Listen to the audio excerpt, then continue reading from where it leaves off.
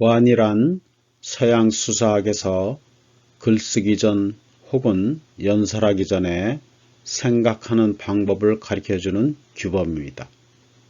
서양 교육은 그 무엇을 배우더라도 암기뿐만 아니라 더 나아가 반드시 생각이라는 것을 하도록 요구합니다. 그리고 학교에서도 그리 가르칩니다. 이에 대해 자세히 알고 싶으시다면 제 강의 12강 5가지 규범들부터 시청하시기 바랍니다. 여기서는 스토리텔링을 하는데 자신의 주제를 정하고 나서 주제문을 중심으로 어떻게 소재들을 생각해내느냐에 대한 방법들을 중점으로 소개하겠습니다. 아주 당연한 일이지만 생각은 글쓰는 이 본인이 직접 해야 합니다. 남에게 해달라서는 안 됩니다. 그렇게 하면 남에게 대신 밥을 먹어달라는 것과 같은 경우가 됩니다. 아니면 글을 대신 써달라는 이상한 부탁이나 하는 거나 마찬가지죠. 생각도 글도 반드시 본인이 써야 합니다.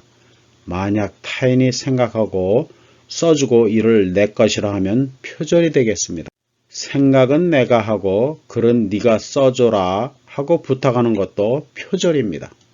있어서는 안 될 일이겠죠. 그럼 스토리텔링에 대한 고안을 해봅시다.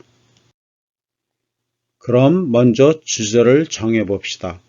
다음 질문들에 대해 펜과 종이를 준비하여 아는 대로 일일이 답해보세요. 과거를 돌아보며 작가 본인이 직접 목격을 했거나 직접 겪은 일들 중에 잊혀지지 않는 사건들이 있습니까? 그리고 예상치 못했던 결과가 있습니까? 자신이 모르는 나의 내면 세계가 드러난 사건이 있는가요? 자신이 믿어온 도덕적 관념이 깨지는 사건이 있는가요? 어떤 사람을 만나 자신의 신념이 돌이킬 수 없을 정도로 바뀐 사건이 있습니까? 아니면 정신이 버쩍 들 정도로 그 무엇을 깨달은 사건도 있습니까? 혹은 어느 순간에 돌이킬 수 없는 결정을 내려야 할 적이 있는가요? 이 사건은 시간적으로 얼마나 지속되었나요? 이 사건으로 인해 내면적으로 갈등을 겪었습니까? 아니면 육체적으로 심한 충격을 받았나요? 갈등은 어떤 것이었나요? 아주 구체적으로 적어보세요. 어떤 결정을 내렸는데 그 결과가 어떻게 나왔는지요? 예상과 달랐나요? 나는 이를 어떻게 대응을 했나요? 존경하던 인물이 예기치 않게 실망을 시켰는데 나는 대처를 어떻게 했나요? 육체적 충격이면 구체적으로 설명할 수 있나요? 사건은 내게 어떻게 다가왔는가요? 당시 사건을 돌아보면서 이를 대하는 나는 어떤 사람이었나요?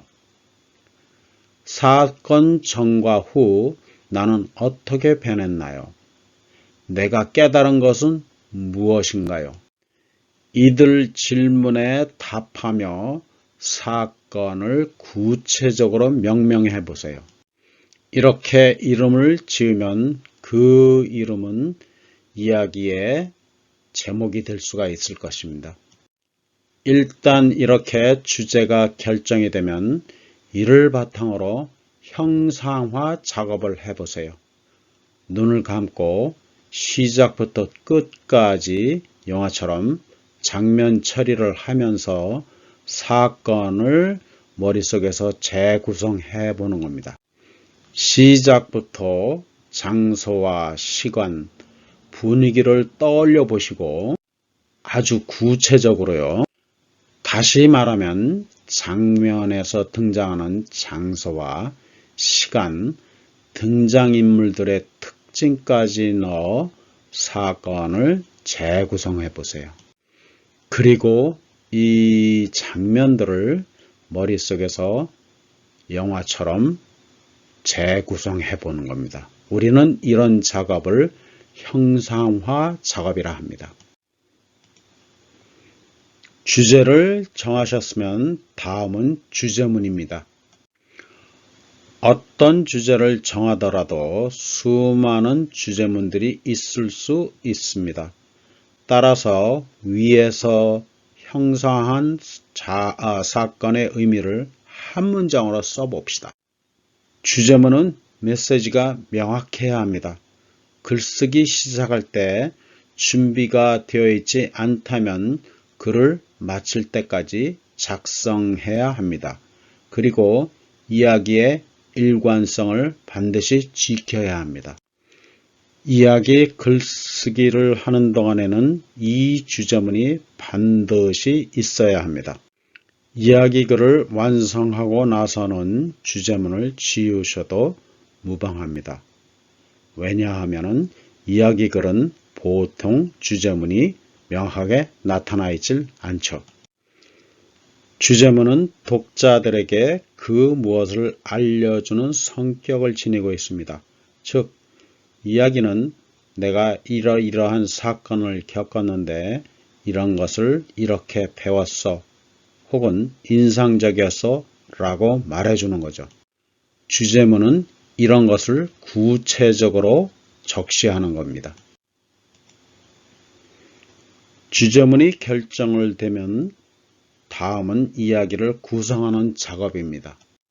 그럼 설명을 이야기를 쓴 순서대로 하겠습니다. 제일 먼저 해야 할 작업은 서술자를 결정하는 겁니다. 이야기를 누구의 관점에서 서술할까 하는 거죠. 서술자를 정하는 작업은 작가, 서술자, 주인공의 관계를 정립하는 작업입니다. 작가가 서술자로서 주인공인 과거의 나를 바라보며 서술자와 주인공을 동일시하며 아니면 서술자와 주인공을 분리하며 서술자가 1인칭으로 타인을 바라보며 아니면 서술자가 객관적으로 타인에게 초점을 맞춰서 어느 방법이든 작가는 이들 중 하나를 아니면 하나 이상을 택하여 서술하도록 결정을 해야 합니다. 이렇게 서술자의 관점이 결정되고 나면 서술을 어떻게 할 것인가도 결정해야 합니다.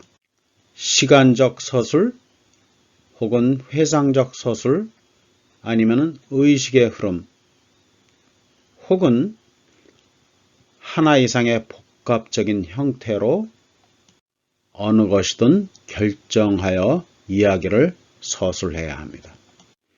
이렇게 서술 방법 그리고 서술자가 결정이 되면 다음에는 이야기 구성을 시작해야 합니다.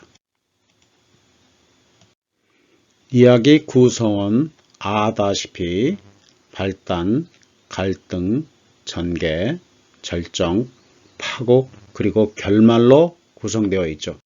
그리고 이들 구성 속에는 여러 개의 장면들이 있습니다.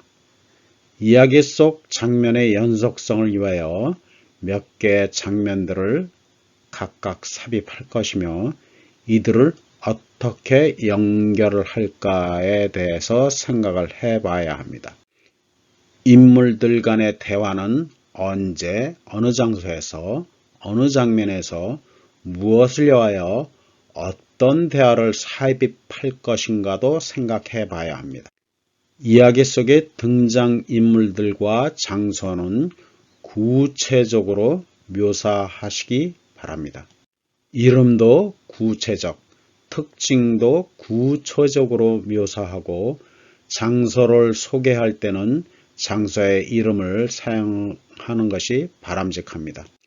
주인공 이외에 주된 반동 인물들과 몇 명의 엑스트라를 등장시킬 수도 결정해야 합니다. 이들도 필요하면 묘사를 하시기 바랍니다. 엑스트라들도 이야기 속에서 이야기가 진행이 되도록 반드시 그들이 하는 역할을 부여해야 합니다. 첫 번째로 발단입니다. 시작은 이야기 전체의 분위기를 띄워주는 역할을 합니다. 이야기를 시작하는 첫 문장은 무엇을 할까? 시작에서 배경을 어떻게 묘사를 할까? 시간과 장소를, 그리고 분위기는 주제문에 맞춰 어떻게 묘사를 할까? 배경을 깔고 나면 주인공을 어느 시점에서 등장시킬까? 주인공의 관심은, 특징은 무엇을 할까? 묘사는 어떻게 할까? 주인공은 무엇에 대항하여 생각과 말과 행동을 하는가? 반동 인물들, 사물, 개념은 무엇인가? 이에 대한 특징들은 무엇인가? 이들을 어떻게 묘사를 할까를 생각해보고 써놓아야 합니다. 묘사에 대해 더 알고 싶으시면 28-5강을 참조하시기 바랍니다. 다음은 갈등입니다. 갈등 단계에서 몇 개의 장면들을 삽입할까를 생각해 보시기 바랍니다. 발단에서 시작한 이야기는 어떤 갈등으로 발전하는가요? 심리적 갈등이 있습니까? 아니면 육체적 갈등이 있습니까? 아니면 둘 다입니까? 갈등이 일어나는 배경의 시간과 장소는 어떻게 정할까요? 분위기 묘사는 어떻게 하실 겁니까?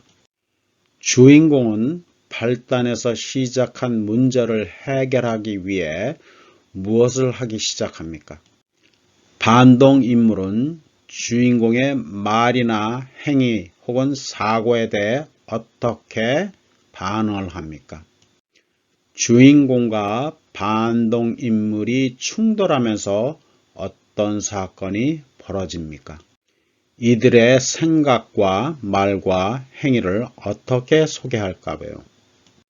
이들이 심리적 변화나 육체적 변화는 어떻게 진행되는가요? 전개입니다. 전개에서는 몇 개의 장면을 삽입할 것인가를 생각해 보시기 바랍니다. 어떤 시간과 장소에서 주인공과 반동 인물들이 만들어내는 사건을 구체적으로 묘사하고 긴박감과 박진감을 어떻게 소화할 것인가를 생각해 보시기 바랍니다. 사건은 어떻게 심화 과정을 겪은가요? 반전은 있는가요? 이들을 묘사의 기법 중 오감을 사용해서 비유 기법으로 아니면 동작의 서술화 기법으로 이야기를 끌고 갈 것인가도 생각해 보시기 바랍니다. 이렇게 전개 과정에서는 독자의 흥미를 배가시키는 방법을 생각해 보시기 바랍니다. 절정에서는 발단에서 시작한 문제가 해결되는 순간입니다. 사건이 발생하여 그것이 해결되는 거죠. 절정 단계에서는 이야기의 메시지를 어떻게 명확히 전달할 것인가를 생각해 봐야 합니다.